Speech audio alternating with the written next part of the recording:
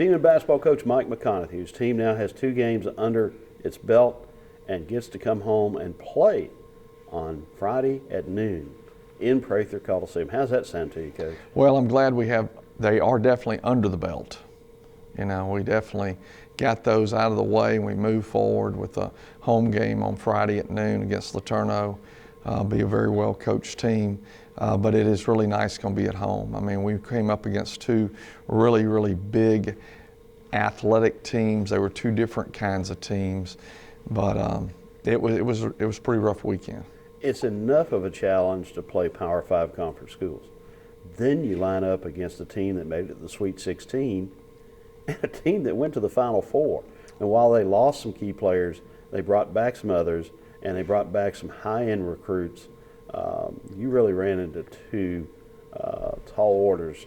Well, in the game against Oklahoma, it was like Woodard and Latin had been stewing for 6 months, 7 months, whatever it is, since they last played, because they remember the last game they played and they got severely beaten in the Final Four on the largest stage that you possibly can be on. And they really just came out and took it. Woodard looked like when he got the ball, I'm going to do whatever I want to, and he did whatever he wanted to. And I don't know that I've seen a guard outside of Jalen that was as quick as he was. And, you know, just phenomenal. And Latin has really developed into a really nice player. We've played them several times, and I mean, he was effective around the bucket, scored, did a lot of good things. All right, how much teaching can you do off of those tapes? Well, we can teach a lot, but the players have to be receptive to what you're telling them. I mean, we can make an effort to. And, you know, so many times in today's world, people, just not players, have a hard time processing the information that we're trying to get from point A to point B. Take constructive criticism to improve yourself to get better. That's a difficult task in the world. So therefore, because that's a difficult task in the world, it's going to be a difficult task on the team because we're part of that. Okay, you've got 2 home games upcoming, Friday against Laterno. We've already talked about a well-coached team that you're familiar with. And then next Tuesday night, LSUA.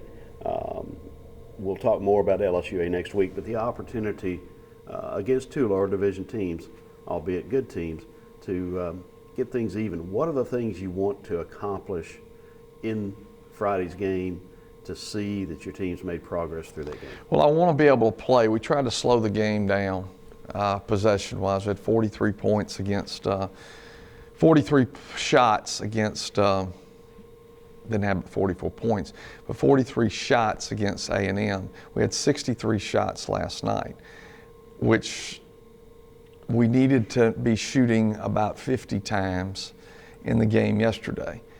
And we want to play faster than we've been playing because that's who we are, and we play free-flowing that way.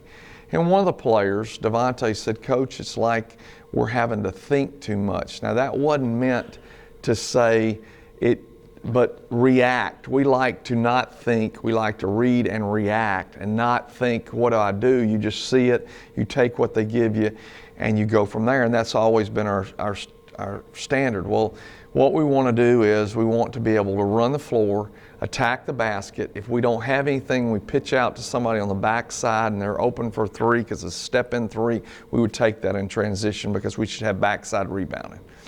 Or the ball goes inside to the post and then kicked out. I don't have a problem with that. I have a problem with just dribbling down, catching the ball, shooting the 3. That's not the way we tried to play in these 2 games. Our players really had a hard time adjusting to that. And that's not an excuse because those guys were huge at A&M and very big and strong and fast at Oklahoma. But I think we pigeonholed ourselves because we got caught up in this processing mode of information instead of just reading and reacting and taking what's given. On the flip side, the good thing is that we had 33 touch shots by post people.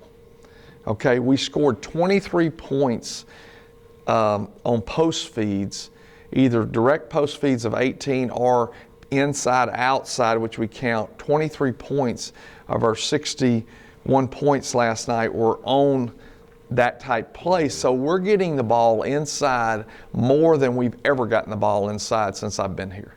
And so that's a positive thing. And Ish had 13 shots, Zeke had 12. Ish played about 20 minutes, Zeke played 26 minutes. So that's not bad. You know, so that's what we want to try to get out of that. Continue to do those things, because Ish will be a load against people his size. When he's going up against a 6'10", 280-pound guy, he's not a load. Even though he held his own at A&M and did some really good things, didn't finish well, but boy, he really competed well and really seems to be, you know, getting it. And so I'm pleased with that. I don't know that I really answered your question, but I gave you a lot of information. I think you answered it. That was good. All right, we were looking to the future, looking ahead to Friday and next week, but let's really look to the future, because last week you signed 2 in-state players. Talk about the newest Demons who will join the team next season. Caleb Starks from Lafayette, played for his father, Byron Starks, that played at University of Louisiana Lafayette.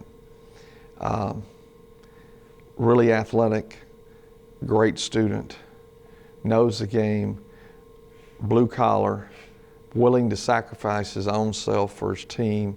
As a junior, sophomore, he averaged more points as he did in a junior year because it was the best thing for the team. You know, great body.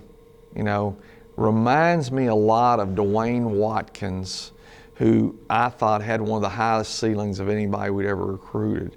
And, you know, 2 knee injuries and a car accident prevented Dwayne from being the player that we thought. But really think that he's a lot like him. Great elevation, quick elevation, great ability to lock down, defend, stay in front of somebody, something we really, really need. And then C.J. Jones, son of Casey Jones, who played at Monroe or Northeast when he played. Just a tough, tenacious player himself. C.J. is longer than his dad, a little taller, but just has a great feel for the game, great quickness, can really score, makes big-time shots. Made a big-time shot to win a game a year ago in the semifinals, state tournament. Great student. Both of those young men are so blessed to have unbelievable family units. Mothers are educators, just great families that want to play, want to be successful, and I really think the thing that attracted them to us was our culture and because they could see their children fitting in here. We couldn't be more excited about 2 guards that we've gotten in a long time. All right. Thanks, Coach, and good luck Friday at noon.